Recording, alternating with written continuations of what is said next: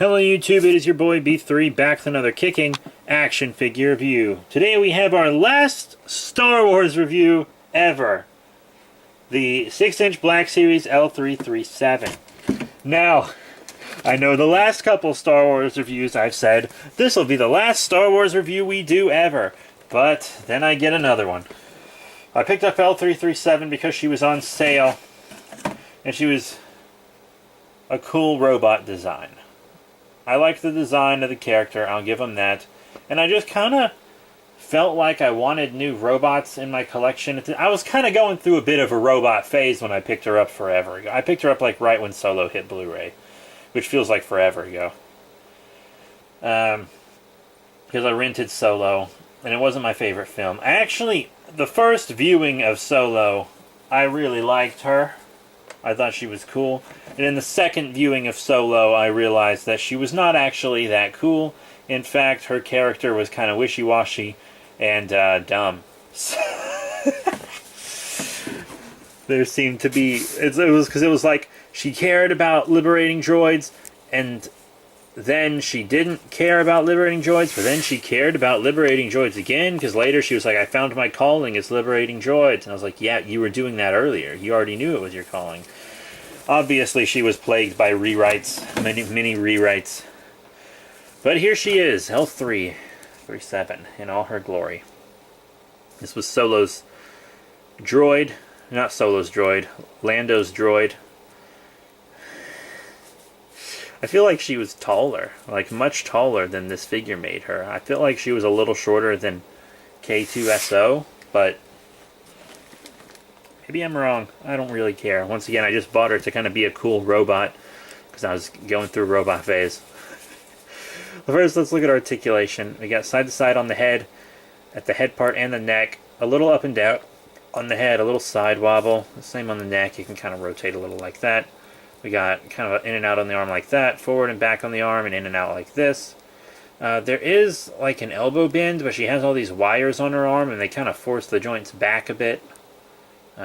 Be careful with the wires also, because on my Jango Fett, the more you move the arms, the more the wires fray. So all his wiring kind of popped out. It wore out on my Jango Fett. So be careful with the wiring areas when you articulate them. You got a rotation up here and on the hand. Almost didn't mention that one. Almost forgot it. Then you also got some forward and back on the hand as well. The torso moves very well. I'll give it that. Nice moving torso. In and out on the legs, forward and back. Once again, be careful because of wires, and got like a little wobble like that. Knees actually move incredibly well. I mean, she's... You know, and then the feet go up and down, also got the wires on them, but this figure can't stand really for shit.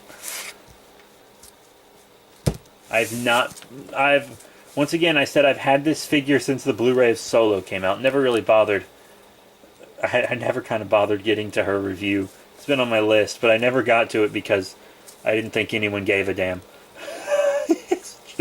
No one even went to see Solo.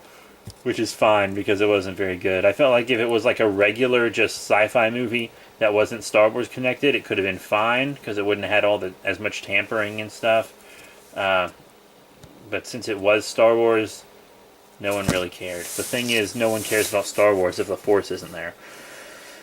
So, let's look at detail and paint. I guess it's pretty good. I mean, the Black Series normally has pretty good detail and paint.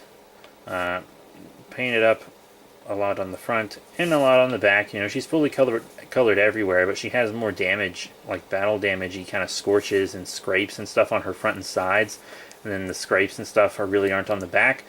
I don't know. I'm not sitting here pretending like I remember what her back looked like in the movie. Yeah, I've heard some debate on whether this droid is female, and this droid is absolutely female. Female voice, wide hips. The droid is female. YOLO. Okay, so now let's do some size comparisons. I have to lean her against the wall just to do it. When I say some size comparisons, I mean one size comparison, because most of my Star Wars figures I'm either selling or putting in storage so I can display more Kamen Riders. Here she is with a snow trooper. Obviously, this is a First Order Snow Trooper, and I actually really like my First Order Snow Trooper. I might get rid of some Star Wars figures, but I'm never getting rid of Troopers. I love Troopers to death. Troopers and Droids stay in the collection forever. I just kind of realized all I really wanted to collect was Troopers and Droids, and then I was like, Still, I'm a big Star Wars fan, but I'm more of a Star Wars media fan and not really as much of a Star Wars collectibles fan, so that's that. But I swear she was taller. I feel like she was definitely taller than the average person, so I feel like she's too small. Maybe there were just lots of shots of her from below or something, but I'm sure she was taller. I didn't want to watch Solo again before this review, because one, I don't have my own copy, and I don't do the illegal download, because I worked in the film industry, and I know they like to cheat people out of pay in that industry, so maybe they won't if I support them. I don't know. I'm kind of just rambling about stuff in this review because I honestly don't think anyone cares about this figure. Even though it's not a bad figure, it's an okay figure. It doesn't stand. Some of the articulation is kind of hindered by wires, and the wires will fray if you articulate them too much. And those are my only real complaints. I know she's not tall enough. I'm positive she is not tall enough. But I just got her to kind of be a cool robot and not to really be a Star Wars character. So that's fine. That's fine. So that's it, I guess, for this review. I honestly don't think anyone's even going to watch this.